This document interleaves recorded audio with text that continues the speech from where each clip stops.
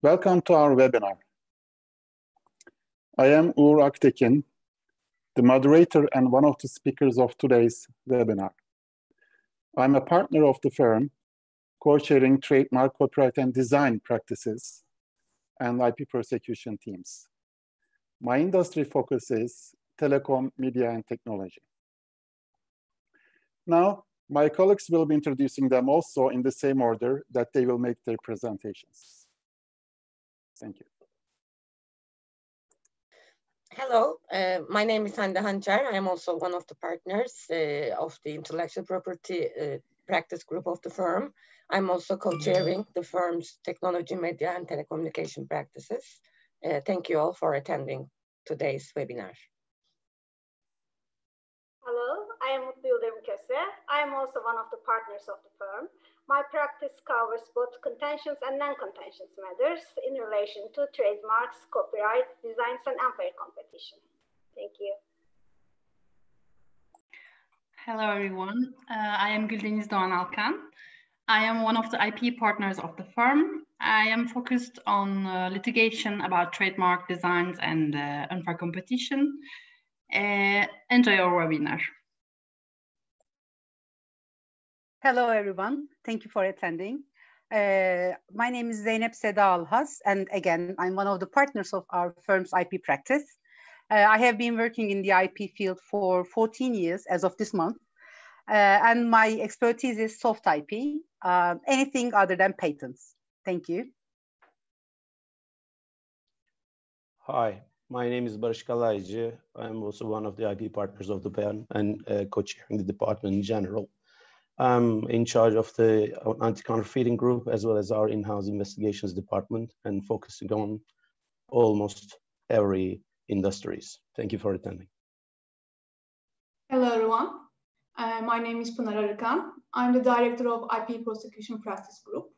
My main practice is clearance and prosecution on trademarks and designs. Thank you for attending.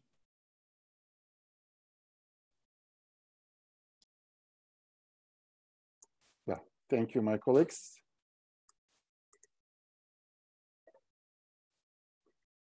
We have recently published our report covering the developments on trademark law in Turkey within the last year, and it will be the main theme of our webinar today. This is the third consecutive year we have been publishing this report, and it includes hot topics and debated issues stemming from the practice before the Patent Office and courts, and in particular with the entry into force of IP Code in 2017, issues regarding trademarks in this area also discussed. Also landmark decisions from the courts, including the Court of Appeals, have been discussed in this report. In addition to reporting each development, we also provide our repercussions of such development to the practice as well. We have 8 topics in our paper, most of which could be independently subject for a single webinar indeed. Therefore, we have a tough job today, summarizing them in about 5 minutes to you. We will be doing our best and hopefully will not be boring you during the webinar. Once we complete our presentations, there will be a time for questions and questions as well. You may write your questions throughout the webinar by using the Q&A sections while also listening to the webinar. As you all know, we are living in unprecedented times. I was just reading an article yesterday saying that for how many hundred times we have heard this word unprecedented in the last few months. It is indeed unprecedented, and who knows, we will be living these such bad times in future, but this is our generation experiencing such an unprecedented time. Therefore, before going through the topics in our paper, I would like to briefly touch upon the impacts of the pandemic to the practice of the trademark in Turkey. Pandemic has been affecting the life by around mid-March in Turkey, just over 2 months as of today. A complete lockdown has not been imposed by the government, but due to a lot of restrictions. Practically, we are experiencing a more than a semi-lockdown, I would say. Major restrictions, as we all know, as some of you know, are regarding affecting our daily life and businesses, including citizens above the age of 65 and below 20 are subject to complete lockdown. Government agencies are working flexibly, including Trademark Office, customs authorities, and courts, with limited personnel on duty. All enforcement procedures are halted. Suspension of time limits for almost over 3 months already. Many businesses started to work remotely from home with their own decisions, including many law firms and trademark agency firms. Probably from among these, the last one was the one we easily adopted ourselves, because equipped with all digital facilities, we experienced that many firms are doing well by working home, although there are some disadvantages of it as well. I'm now turning to my colleagues and asking how these restrictions have been affecting their practice. And my first question goes to Pınar. Pınar, could you please comment how the practice before the Trademark Office has been affected from the pandemic so far? Well, actually, the Trademarks Office is working as from the beginning of this period. But most of the examiners are working in shifts. Some of them are working from home. There is a delay in registration decisions as the opposition periods are extended until June 15. But there is a speed in other procedures which are not subject to any official deadlines, such as examination of trademark applications in terms of absolute grounds, publication decisions, or decisions on the appeals. Thank you, Pınar. I just heard that in one of the webinars a couple of weeks ago, the head of the patent office commenting that there is a 40% increase in the productivity. Did you hear about that? Would you like to comment on that, please? Yes. We received the decisions must be in a speed way. There's a quick decisions. In practice. In practice, yes. Thank you.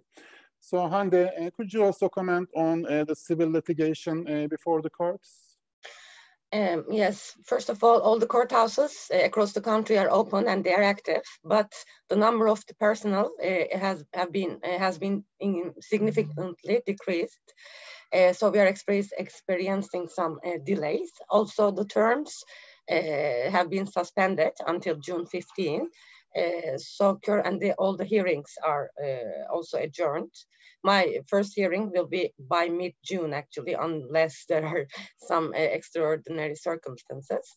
Also, the urgent work, such as the preliminary injunction, are still held by the courts. But considering the decreased number of the personnel, we are also experiencing some delays. Also, by 20th of July, there will be this judicial break. There are some debates on it, but I think it will be, the break will be as normal. So we can expect that the normal proceedings will start only by September, unless there will be other situation.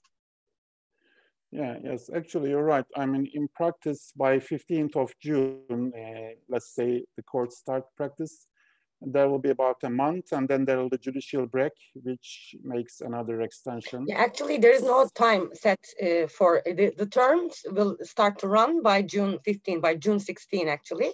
Yeah. The hearings will start, at least for me, actually, my very first hearing will be by June 13, I guess, if I remember correctly. But we'll see, actually, if it will be adjourned once more or what will happen.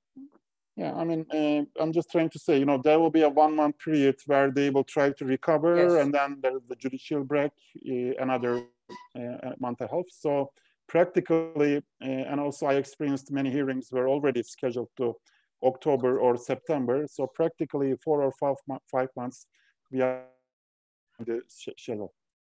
Yes. Thank you, Hande.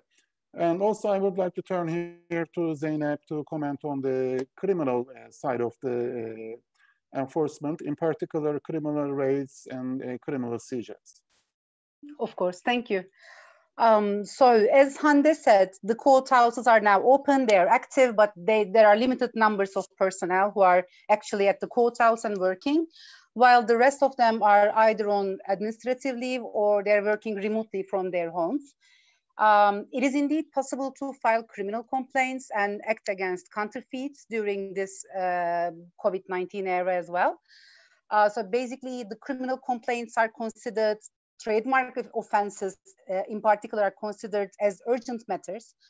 So we have the ability to file the complaints. Now we have access to the National Judiciary Informatics System, which allows us to reach all the files online, even if it's in the prosecution phase, which was not possible before COVID-19. So it is supposed to make our jobs easier, but it is getting harder to reach the courthouse personnel, the judges, the prosecutors nowadays. So if it's an urgent matter in terms of the pandemic, if we are dealing with health-related products such as pharmaceuticals, masks, disinfectants, it's easier. But for the rest of the goods, the other sectors which are very common to Turkey, such as textile, they are running a little bit delayed, I have to say. But the thing is, during this COVID-19 era, the demand concerning these health-related products has in fact increased. So it became vital for us and for our clients who own the brands in this sector to continue their anti-counterfeiting efforts, specifically for, as I said, cleansing products, protective measures, pharmaceuticals mostly, and even the food products which are demanded very highly by the regular people. We support the police and the prosecutors during their efforts against these counterfeits based on our clients' IP rights, but we can say that the criminal matters are sort of on hold as well, apart from that. Thank you, Zeynep. And Barış, could you also comment on the customs side of the enforcement, please? Okay, sure. Thank you. Well, the customs are working quite well, actually. We can still do the online IPR recordals. And of course, the importation and exportation are affected by the pandemic, but somehow the customs people are working quite well and examining the shipments quite strictly. And even though the number of the personnel is reduced, we still receive a lot of customs suspensions. Actually, we have been trying to create a system and obtain detailed photos of the suspected products from the fellow customs offices. Many of those are actually sending those through because they also, most of them, they take photos. Whereas some of the guys, the customs people are resisting that requests. But by the time we increase our workloads on the customs, we send our investigators to retrieve that kind of photos. And there's another thing about the customs extensions. You know, we have a 10 days period for working days. The customs shipments are stopped. Some of the customs administrations, which has never accepted our customs extension request, started doing so. So it's a good thing. And we more and more cooperate with them because after all, there are a lot of shipments and most of the products are fakes insofar as the masks and other pandemic related products are concerned. Thank you. Thank you also, Barış. Now let's concentrate on our paper, the main theme of this webinar. I'm turning there. As I mentioned in the beginning, we have some around 8 topics that we deemed fit to take into this paper. These topics have been selected from among a lot of topics that we wrote articles throughout the year in 2019. So the first one relates to loss of right due to occurrences in infringement cases. And this topic will be explained by Hande. Thank you, Hande. Thank you very much. It is really great to talk something other than COVID-19, actually. Well, I will be talking about the principle of loss of right due to acquiescence. Well, in principle, it is accepted that the statutory limitations should not be applied for ongoing infringement activities. So as long as the infringement continues, the right owners should be able to act against the infringement, no matter when the infringement has been started. However, it is also accepted that the trademark owner should not have unlimited time as waiting for too long after becoming aware of the infringement activities may not be considered as a sign of good faith either. For these reasons, the Court of Appeals had started to apply the doctrine called loss of rights due to acquiescence for cases where the trademark owner waited for too long for starting the infringement actions. Until the IP code, which entered into force in 2017, there was no regulation, no specific regulation about this doctrine, but the Court of Appeals applied this doctrine on the basis of a good faith principle by taking into account the specific circumstances of the case, such as the time that the trademark owner remained silent, the investments made by the infringer during this period of silence, etc.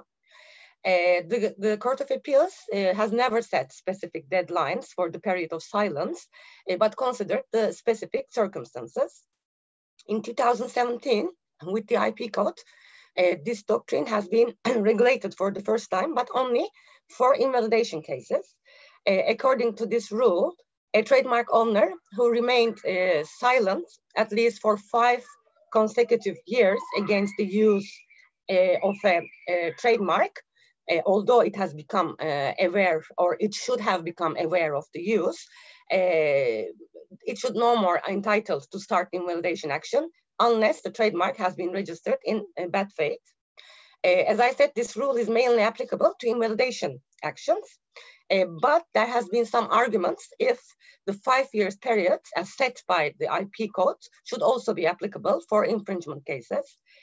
So far, the Court of Appeals didn't make any decisions discussing the applicability of this 5 years as set by IP code for the infringement cases. So the situation is unclear for the time being. But I'm of the view, actually, when we discussed while preparing this paper, we all agreed on the fact that the court should take into account the specific circumstances of the case, and specific timelines should not be applicable, because the specific circumstances of a case may show that even 3 years of silence may be justifiable for accepting that the trademark owner should no more be entitled to take any action, or in other cases, 6 years of silence may not be fair to accept that the trademark owner has lost its rights. But in any event, and to be on the safe side, of course, we advise all trademark owners not to remain silent for a long time once they detect the infringement, as this may result in the loss of rights. Thank you very much. Thank you, Hande. As you say, it is kind of nice to talk something, other than COVID-19 pandemic. So the second topic is regarding protection scope of weak trademarks. We have been busy with a few cases, handling cases against the weak trademark owners, and Court of Appeals also had very interesting decisions in this topic. So this topic we have been monitoring for several years, and Mutlu will be commenting on this topic. Hello again. My subject is about protection scope of weak trademarks. So let's start with explaining the weak trademarks. The trademarks composed of non-distinctive or low distinctive elements are called as weak trademarks. Although the distinction of strong or weak trademarks does not have a legal basis, it is considered as an essential factor in determining the scope of protection. In this respect, when we look into the decisions of the Court of Appeal, we see that the recent approach of the Court of Appeal differs from its previous approach. In an earlier decision rendered in 2013, Court of Appeal decided that the Blue Diamond trademark application creates likelihood of confusion to the diamond trademarks. These trademarks cover jewelry goods in class 14, and in that action, the defendant argued that diamond has low distinctiveness for these goods, and his Blue Diamond trademark application will not create likelihood of confusion to the diamond trademarks. But the Court of Appeal did not accept this argument and ruled that a trademark will provide all legal rights to its owner unless a finalized cancellation decision is rendered. Therefore, decided that the trademarks create likelihood of confusion. But now, when we come to the recent decisions, we see that in the decisions rendered in 2015 and 2017, it is clearly stated that the trademarks formed with descriptive words are weak trademarks and protection scope should be narrower. So similarly, at the end of the last year, the Court of Appeal rendered a new decision regarding the Blue Line and Chesterfield Blue Line trademarks. These trademarks covers tobacco goods. I think all smokers know that Blue Line is used as describing a type of tobacco. So Blue Line is descriptive for the tobacco products. Therefore, Blue Line is a weak trademark actually. The Court of Appeal also considered this fact and stated that Blue Line is a weak trademark.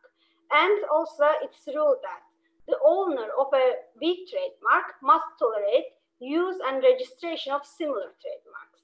Even minor changes to the weak trademarks are sufficient to eliminate the likelihood of confusion. Therefore, for this case, addition of Chesterfield phrase is sufficient to distinguish the trademarks, and the trademarks will not cause the likelihood of confusion.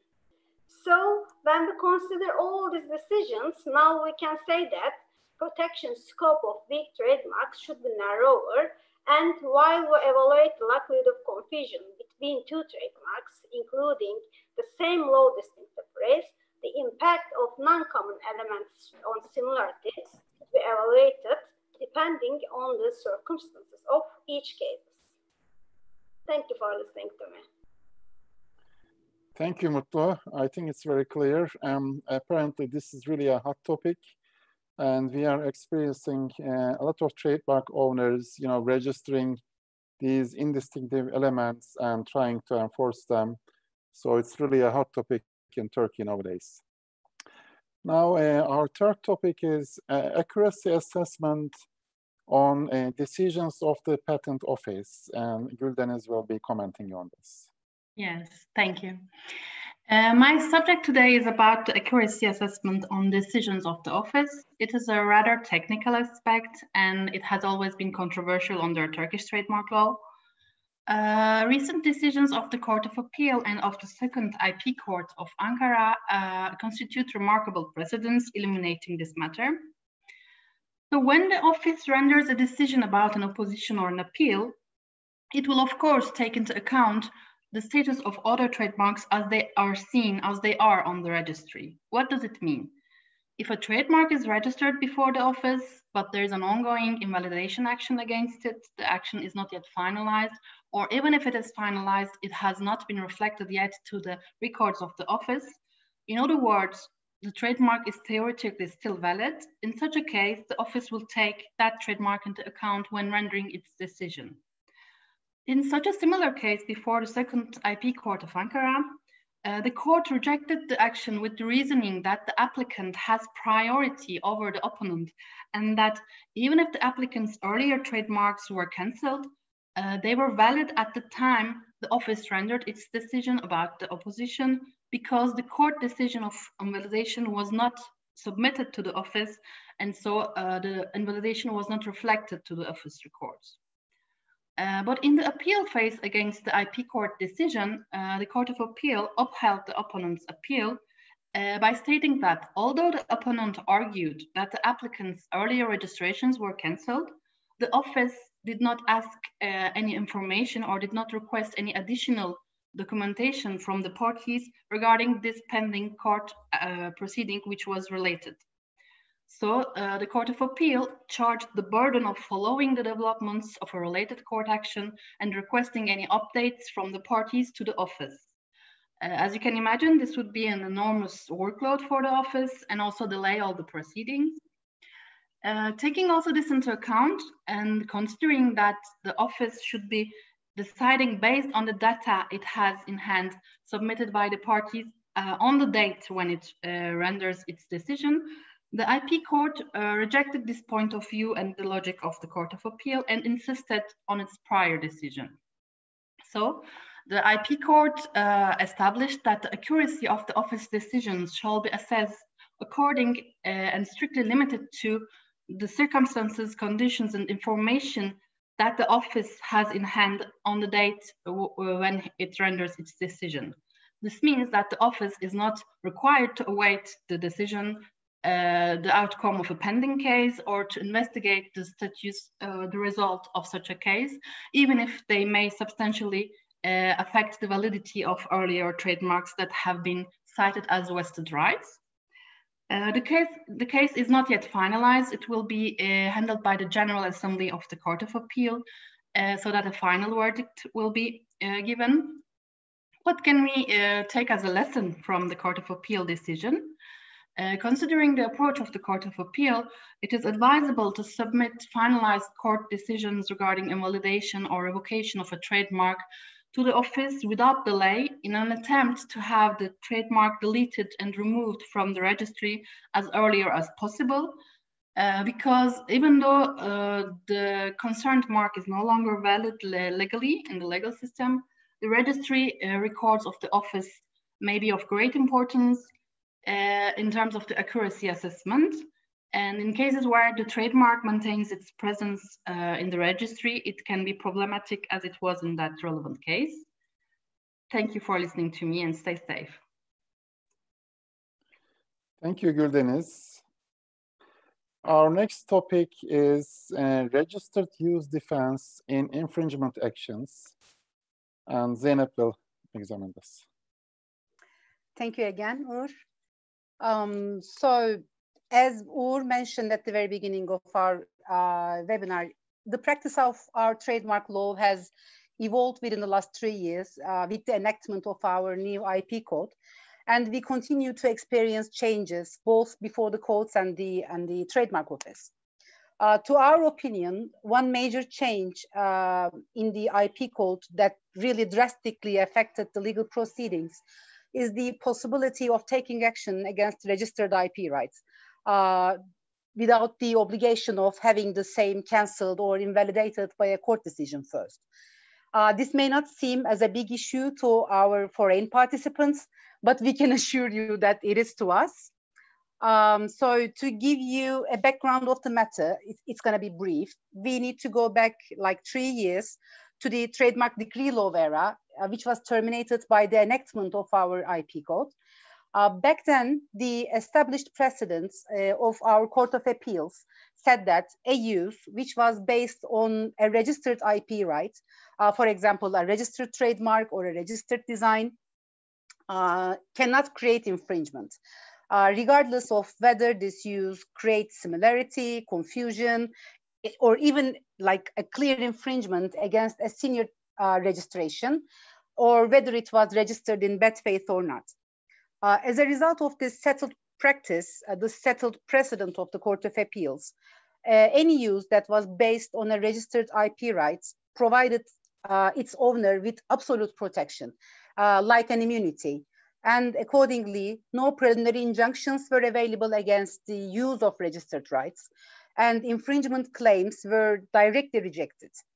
The owners of the senior registrations whose rights were infringed had to have the other party's registration or registrations cancelled or invalidated first, and then an infringement claim could be filed against the use.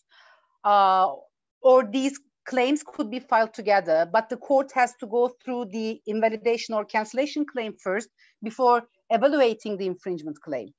And even in such case, the losses of the claimant that occurred during the term that the, say, trademark was registered were all off limits and could not have been compensated, which was a big issue because it could take years. So this immunity based on a registered IP right was seriously criticized by the practitioners, as it mainly provoked the abuse of the registration system in general through bad faith filings mostly. Even though the relevant use clearly created infringement, if somehow it obtained the registration, it was so legally protected. With the enactment of our IP code 3 years ago, the principle that the use of a registered IP right does not create infringement, which resulted not from the decree law itself, but resulted from the Court of Appeal precedents, has basically lost its basis. Article 155 of our new IP code, it's not new anymore, but I'm going to call it new anyway. It rules that a trademark, patent, or an industrial design holder cannot rely on their registered right as a defense in an infringement action filed by a priority right holder, which clearly sets forth that a registered trademark would not serve its owner as a valid defense in an infringement action, which is filed by a senior right owner. So if two registered IP rights come across each other in a court action, in an infringement action, if there's a senior right owner who is the claimant, so the defendant's registered IP right will be overlooked. This regulation introduced to the IP code was generally welcomed by the practitioners. The majority was very happy with the change, we can say. But in the early months of the enactment, within the first year, we can say, the first instance courts, even the specialized civil IP courts, abstained from the implementation of this new rule, as it was clearly in contradiction with the Court of Appeals precedents. So we can say that they sort of waited for another court to have the courage to prevent the use of a registered IP right. And eventually, by March 2018, the 16th chamber of the Istanbul District Court implemented the new ruling of the IP code to a pending conflict before themselves and granted preliminary injunction in favor of the claimant, simply confirming that the use of a registered trademark can now be prevented by courtesy of the Article 155 of the IP code. No further insight were given. So the district court saw that the wording of the law, the new regulation, was so clear, no further discussion was necessary at all. So within the last year, we experienced that the first instance courts have followed this ruling as well, more commonly since then. And especially the implementation of the rule seems to not be an issue for the civil IP courts, at least, which are in Istanbul, Ankara, and Izmir. We can say that the regular courts who act as a civil IP court in the other cities can still be a bit hesitant, but they're following the civil IP courts and the district courts decisions more commonly these days. To summarize, with this regulation set forth by Article 155, it is no longer possible to make use of a registered right as a defense in legal proceedings, infringement proceedings against senior marks, and the use of a registered IP right can be prevented. But on the other hand, this new rule indeed means that the protection that was granted through the registration of an IP right is no longer available to its owner. So this is the point that can be rather tricky to our local clients mostly. They want to continue to believe that the registration means a definite and unstoppable right to use the IP right. Yet, even if the relevant right is granted with registration without issues during the opposition term, and this doesn't apply to our local clients, but even if it's registered in bad faith, the owner of the senior mark can now claim that the use of this registered right creates infringements. And preliminary injunction can be obtained and infringement ruling can be obtained as well. So this article introduced a valid solution to the infringing registration, especially the ones who were obtained in bad faith. It also invalidated the well-grounded sense of security that was granted to the registered trademark owners. The absolute protection is no longer there. So it is now much more important for the brand owners, for the new applicants, to act with due diligence, to make use of the search systems that are available to us, make use of these registration searches, maybe conduct more official searches prior to applying for the mark, and request a legal evaluation before applying for a registration even, because the infringement evaluation can sometimes be different depending on the use of the mark.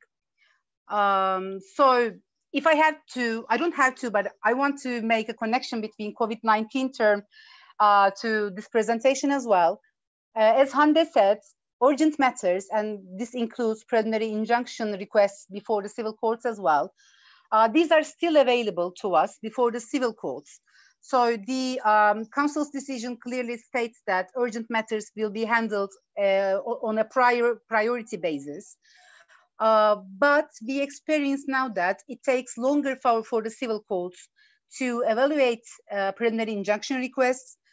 They can sometimes decide on expert examinations. They want to conduct maybe hearings, but they don't have the authority to do so because the hearings are adjourned as well. So I have a case where I am waiting for a preliminary injunction or a decision on anything, maybe an expert examination for about a month now. But I hear that there are files which are sent to expert examination. There are files where preliminary injunctions were granted, but applying those, enforcing those can be an issue this time. So I would like to make everyone aware that preliminary injunctions are still available. And as those are urgent matters, we can't say that do not apply for preliminary injunctions, but there can be delays. So one should be prepared to face delays in this respect. I hope you enjoyed the presentation, and thank you very much. Thank you very much, Zeynep. Thank you. Well, this was really an interesting topic and an important novelty introduced by the law. And I remember days that we were basing on unfair competition provisions when there was a registered trademark, but eventually the Court of Appeals made a different interpretation. And for years, we struggled with these bad faith registrations. Files, right? Yes, yeah. Exactly. Thank you. Well, the next topic is avoiding genericity of trademarks, and I'm going to present this topic. Apparently, genericity is one of the main problems that trademarks are facing, especially the well-known trademarks, because of their common use if the trademark owners are not careful enough. The provision regarding this genericity has been regulated by the former decree law in Article 41(1)(d), and it was saying that an invalidation action could be filed against the trademark if it becomes a common name of the goods and services it was registered for as a result of the trademark proprietor's behaviors. So this part is very important. The trademark proprietor's behaviors should be causing that the name becomes a common name. And the behaviors, the detail of the behaviors was not mentioned in the article, but the new article introduced by the IP Code says that acts or inactivity of the trademark owners may cause a trademark to be a common name. So active or passive, active or becoming active or passive against users of the trademark may result it to become a common name. So in practice, we have been following an important court litigation, which is over a decade now, and it's not become definitive yet. This is the infamous, actually famous, I would say trademark, but when I started to deal with this case, I was thinking that it's a generic name. I'm sorry about the brand owner. Alçıpan is the name of the trademark. In English, it's a sheetrock. I couldn't memorize this word. Sorry about this. Sheetrock, Alçıpan. So apparently, there was a case against the trademark to be be invalidated due to becoming generic. And the first instance court decided that it is a generic term and decided to invalidate it. But the Court of Appeals said that this was during the period when there was the decree law. The Court of Appeals says that you should check whether the behaviors of the trademark owner caused that the trademark became common name, and reversed, turned the case to the first instance court because the court didn't make a proper trial. So the first instance court this time make a proper trial and assessed all the evidence submitted by the parties and through an expert report, and it concluded that the trademark was indeed generic, but that was not the fault of the trademark owner because he did a lot of things to protect it. For this reason, it didn't decide for its invalidation. So an interesting case indeed. And this case has not been final yet, but the interesting thing is the Court of Appeals ruled about the behaviors that it may be active or passive behaviors even before the new wording of the law comes in 2017. So it was confirmed by the Court of Appeals that the passive or active, becoming passive or active may result in for a trademark to become generic. This is very important for trademark owners, and we should always keep files, keep those that we are taking appropriate actions against the uses of our trademarks in dictionaries, in social media, or ourselves also using the trademarks in a proper way by, in a way that it's not the name of the good that we are selling. And maintain some records to present to the court in case an action is introduced by a third party. So that was it. The next topic is the impact of non-use defense in criminal cases, and this topic will be presented by fellow partner Barış Kalaycı. Thank you. Yeah, the impact of non-use defense in criminal cases is my topic. Well, we all know that registration is necessary for trademark protection, but it's not enough. It had to be used. It has to be used genuinely, and it's not used genuinely for 5 years, or it's somehow interrupted for that long consecutively. It's prone to cancellation due to non-use in Turkey. Well, in the past, you had to start a civil case against a trademark owner to obtain that kind of a cancellation. But the new IP law enables you to assert it as a non-use defense, even in oppositions. In fact, non-use defenses can also be put forward in invalidation and infringement actions in the same manner as well. But there's a question mark about the effects of non-use defense insofar as criminal cases are concerned. This is because of the fact that non-use defense has clearly been accepted for defendants as a plea for oppositions and civil cases based on trademarks, whereas there is no such clarity in the provision that actually sets forth the criminal trademark acts. Well, in theory, there's one opinion saying that if there's a parallel civil cancellation action against the violated trademark based on non-use, the outcome of the civil action should be awaited by the criminal court. Another opinion says that if trademark has not been used for 5 years, and if the offender makes such a defense and proves non-use during that criminal proceedings, the offender's act will become lawful. And there's no need to grant time for filing cancellation action and to await its outcome. Well, there's no specific Court of Appeal precedents as to this matter. But in a recent case we handled, a criminal IP court decided for acquittal since the trademark has not been used for last 5 years for the disputed products.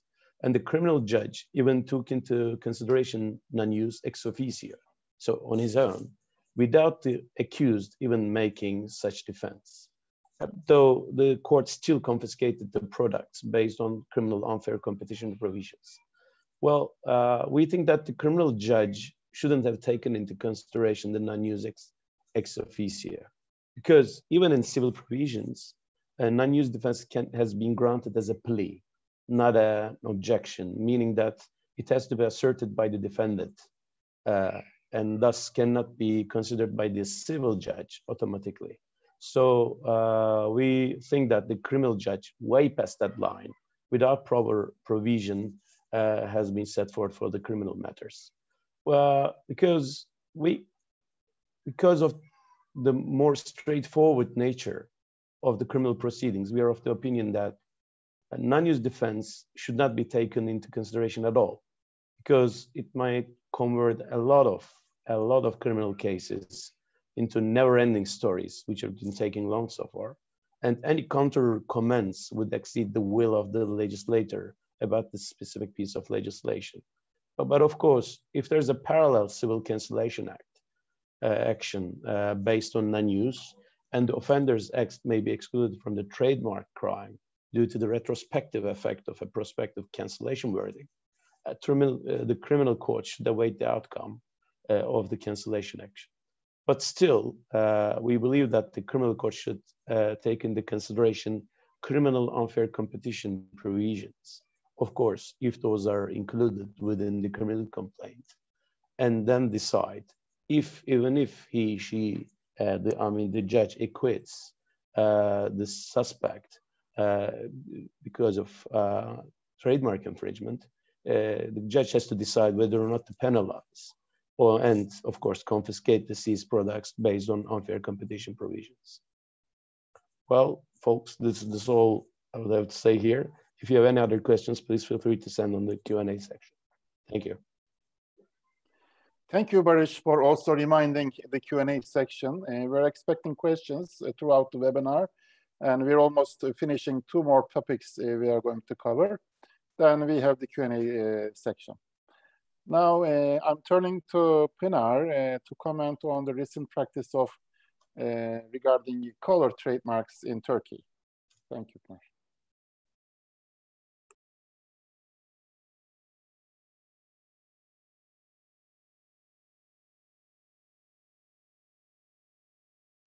Pinar, we can't hear you. Could you please unmute?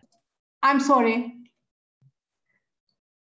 I said that it is really hard to speak English after Barış, but I will try. As you know, registration of color marks was still possible under the previous legislation, but it was not possible to state the patent code on the application form, and the mark was recorded as a device mark rather than a color mark on the register. However, with the IP code introduced 3 years ago, it is now possible to state the type of the trademark as color mark during the filing, and also to indicate the patent code on the application form. In other words, now we have a clear definition of color mark filings. When we come to the evolution of distinctiveness of color marks, we should examine this for single color and color combinations separately. It is accepted that single color marks has a less distinctive character than color combination marks. Also, provision of such a broad and exclusive right on colors, because they are very limited, does not comply with a balanced competition system and may lead to an unfair competition advantage in favor of the registrant. Accordingly, although it is theoretically possible to file single color applications, these applications are automatically rejected by the office after exhaustive grounds examination. This provisional refusal can be appealed by submitting evidence proving the acquired distinctiveness, but it's really hard to convince the examiners during the appeal phase as well. When we look at the color combination marks, we can say that these marks are accepted having a higher degree of distinctiveness compared to single color marks. For the color combination marks, although it is not mandatory, it is recommended to specify the location and distribution ratio of colors comprising the color combination and prepare the trademark sample with these specifications. This helps to draw the borders of the protection in case of disputes, as there are numerous possible variations that can be used. And to conclude, as registration of color marks are clearly identified with the IP code, company owners started to file new applications for the colors of their brands in order to strengthen their brand protection. Therefore, we can say that a number of color marks applications filed before the office increased after the IP code entered into force. Thank you very much. Thank you, Pınar. And we are coming to our last topic, which will be again summarized by Mutlu on the new trademark examination guideline. Hello again. Finally, I will give some information about the trademark examination guideline. Turkish Trademark Office published the examination guideline last year in September, and the guideline defines the criteria regarding the examination of trademark applications on absolute grounds for refusal.